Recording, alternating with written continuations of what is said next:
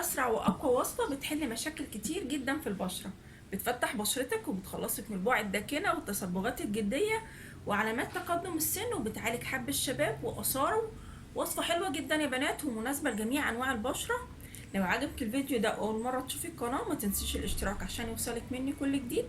وهنستخدم في الوصفه بتاعتنا دي يا بنات الصبار الطبيعي، مفيد جدا للبشره. بيحمي البشرة من أشعة الشمس، وكمان بيكافح علامات تقدم السن، وبيدي البشرة النضارة والتفتيح، وبيعالج حب الشباب وآثاره. مفيد جدا يا حبايبي. كمان ممكن نستخدم الألوفيرا جل اللي موجودة في الصيدليات.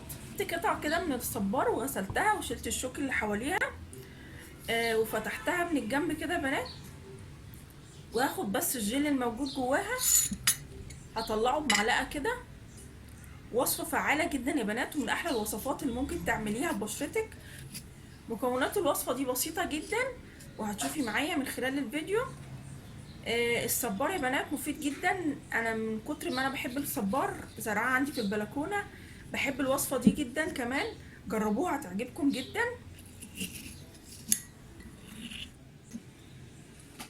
هفك الصبار ده كده من بعضه يا بنات، انا عايزاه يبقى سايل بس كده. وبعد ما وصل معايا للمرحلة دي ان هو ابتدى يبقى سايل كده معايا، هجيب يا بنات ليمونة هاخد بس منها نصها. الليمون هايل جدا في تفتيح البشرة. هستخدم كمان مية الورد وهاخد منها معلقة واحدة. مية الورد مكون هايل جدا معايا برضو في المكونات بتاعتي. هقلب المكونات كويس جدا مع بعض كده. الماسك بتاعي بقى جاهز ان انا استخدمه، وممكن ان انا اوزعه على بشرتي على طول. وانا من الحاجات اللي بحب استخدمها لما يكون الماسك بتاعي سايل بستخدم كبسولات الشيت ماسك. هي رخيصة جدا يا بنات، انا بستخدمها في الوصفات دي عشان ما بهدلش الدنيا.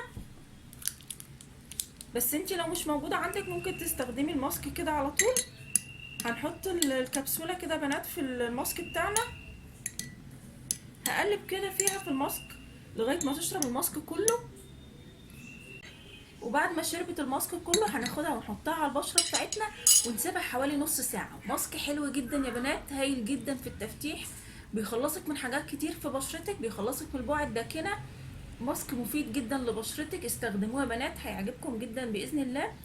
يا رب الفيديو ده يكون عجبكم واستفدتوا منه، واستنوني ان شاء الله في فيديو جديد. مع السلامة، في رعاية الله وحفظه.